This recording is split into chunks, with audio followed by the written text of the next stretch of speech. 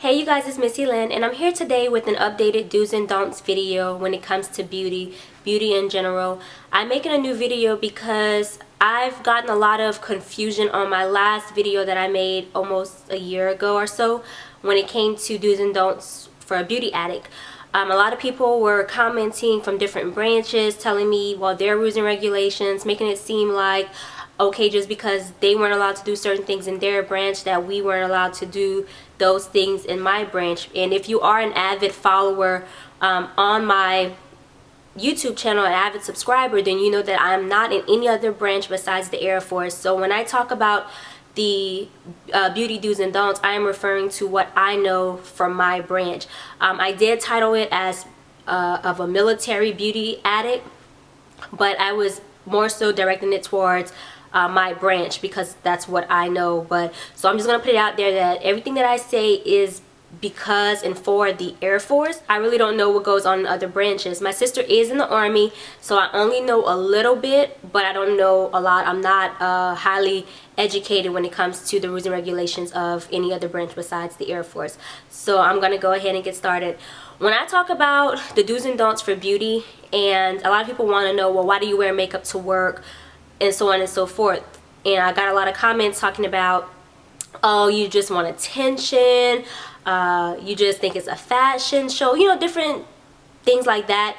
And it started to bother me after a while because no matter what branch you are in, and because it was majority of other military members, but no matter what branch you are in, you need to show professionalism on a channel, on the internet, no matter where you are. So it aggravated me more because if anyone knows how to act, it should be military members, because we're taught discipline and basic training no matter what branch it is, because the structure of the military is based around discipline for all branches. So everyone that left negative comments on my last video seemed to be like in the military but of other branches, and I'm like, whoa, where is this coming from? Does your command know that you are leaving these nasty comments, blah blah blah? I kind of got into it with one girl, and I had my sister actually look her up in the AKO system so I could contact her command, because I'm like, you know, I would expect it from people that really don't know, but when you're in the military, like I don't play that. Like, you need to show discipline and have professionalism no matter where you are. But that's beside the point. I'm going to get into the beauty do's and don'ts for a military addict of the Air Force. Okay, so if you are a beauty addict like myself, you're into makeup, and you will always be into makeup, you're a girly girl or a girly guy, you know, whatever floats your boat, then you need to know what's acceptable and what's not acceptable in the military. So I'm going to start off like with nail color. This nail color that I have here is a light pink, and it complements my skin tone. It doesn't pop out. It looks kind of natural looking, you know, it's really flushed against my skin tone. So this would be acceptable. Any colors like fire engine red, black, purple, neon, yellow, orange, lime green, fuchsia pink. Yeah, I had a little incident with fuchsia pink. I was like, oh, this complements my skin tone, so I'm gonna wear it. I wore it because I was bold, and I didn't get in trouble, but I was counseled about, you know, well, you know that, you know, it pops, so you can't wear it to work. So I was just daring at that moment. But so you can't wear fuchsia. You can't wear any type of like iridescent colors. You can't, like cotton candy. You can't wear glitters. So your nail colors have to kind of be neutral and flushed against your skin tone, and it has to like look professional. So I'm just going to show a few colors here that would be acceptable and would not be acceptable. This light coral here, for fair skin tones, I honestly believe that in the Air Force it would not be acceptable because it would pop against a more fair skin tone. Somebody like my color, this would actually probably be an okay color if I only put one coat and not make it pop, because it has to, like, you know, not stand out. So with one coat I would be able to get away with this because it's not, you know, it doesn't pop against my skin tone. This color pops against my skin tone, so this is definitely not acceptable. This color here, this color would actually be really good for fair skin tones. Fair skin tones to about medium skin tones. For dark skin tones, I would not recommend this color because this would actually look really milky against your skin tone, so this would actually pop.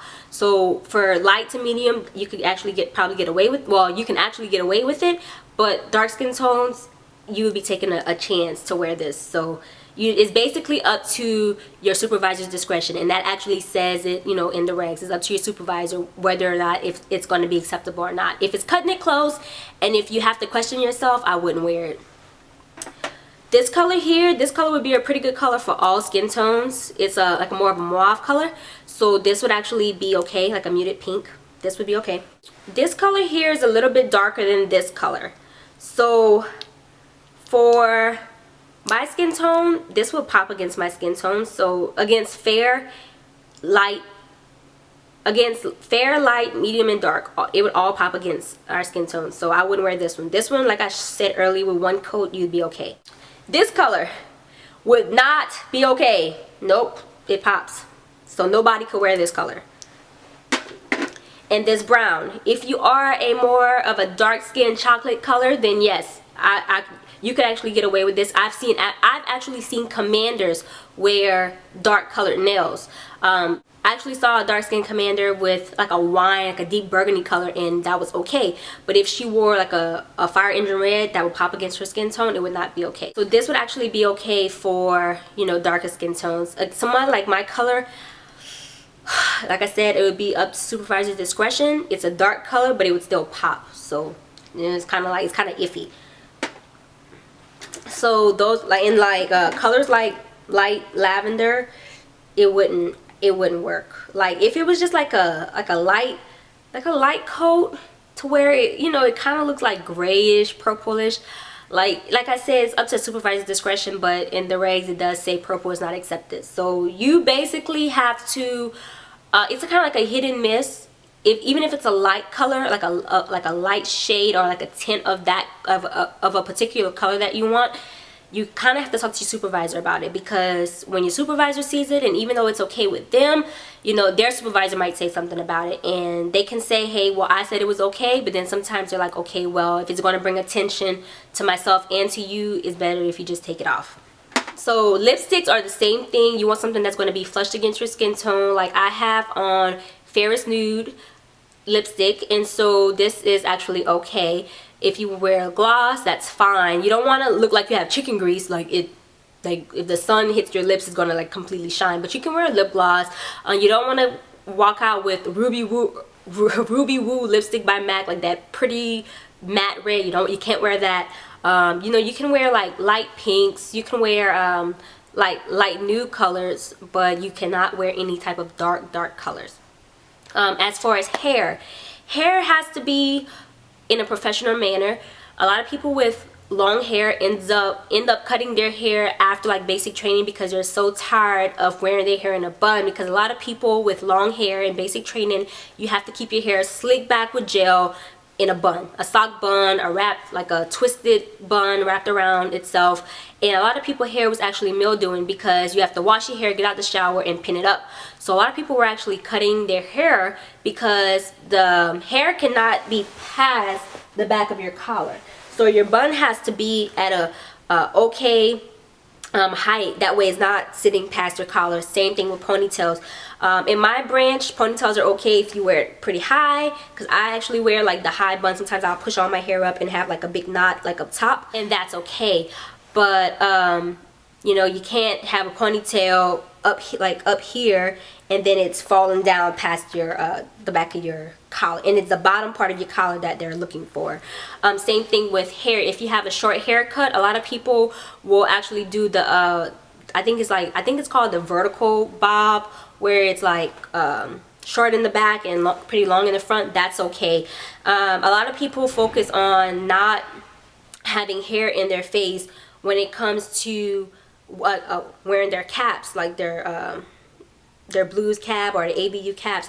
But once you get out of basic training, they're not as strict. Once you get to your base, they're not as strict about if hair is like over your eyebrows and stuff like that, because they enforce it in basic training because they want you to understand and be disciplined when it comes to those particular things. Once you graduate from basic, from tech school, and you get to your next duty station, you know, that's already instilled in you, and you know how to be professional, and you know that it's not a fashion show, you know that you're coming to work. So by that time, you'll see people with dreads, you'll see people with you know, with pretty Rihanna cuts, hair coming over their face in a sharp bob. You know, they don't really care about that stuff once you get out of basic training, but they just basically want to instill this and make sure that you understand and grasp it.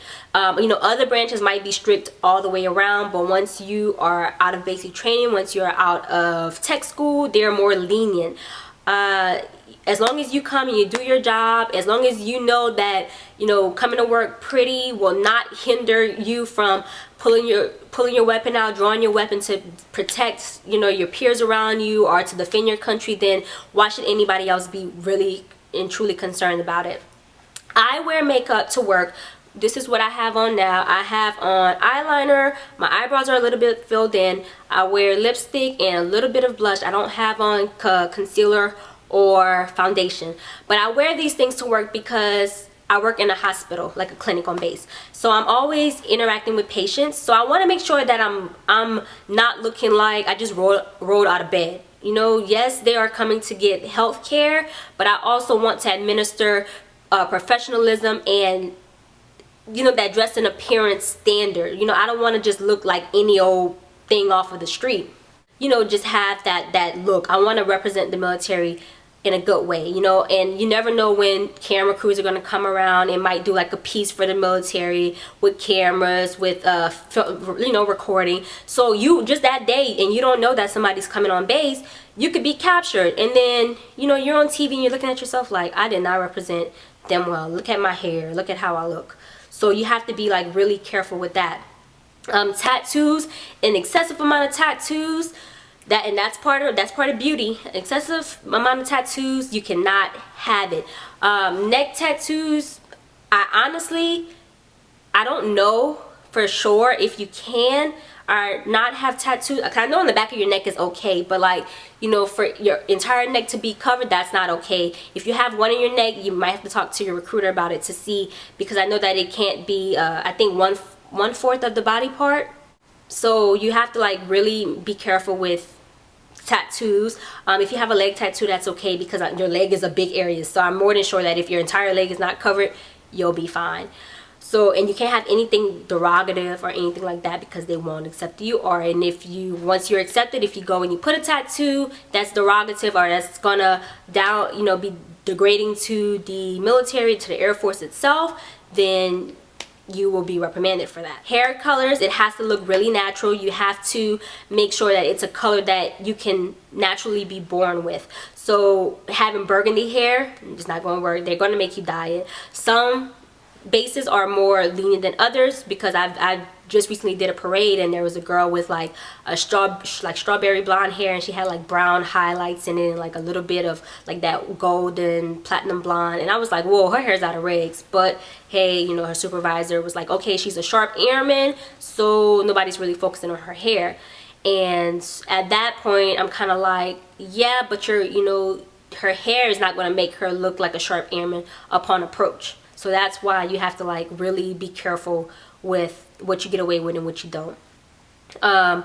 Makeup in general, you don't want to look like you're going to the club. On my last video, it looked like I had white eyeshadow, but I really had on a taupe color eyeshadow.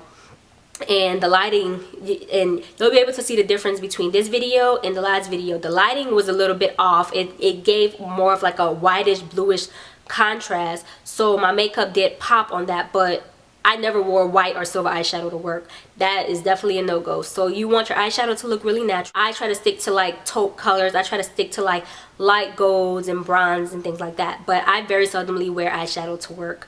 I stick more with like eyeliner and sometimes concealer underneath my brows to kind of give it a more defined look. So that is basically it. I just wanted to clarify that the last video was basically about the Air Force. I'm not saying that it's for every branch. It is about the Air Force. So if there are any questions as far as what's acceptable, you can actually look up the dress and appearance regulations for the Air Force on Google, and they'll be able to point everything out for you. It's called AFIs. So any other questions that are more in depth, you can contact your local recruiter. I'm just trying to help out. And my channel is actually a beauty channel, so this is the reason why I'm actually making a video, because I am a makeup artist. I do work in the makeup career field, and I'm also in the Air Force. I'm also in the military. And so this is why I'm tying the two together, because my career consists of dress and appearance, which beauty falls in that category. So I have a beauty channel, so I'm going to tell you guys about it. So I do hope that this video was beneficial and helpful to you guys. So with that being said, I hope you guys enjoy. Make sure you rate and subscribe. Have a good day.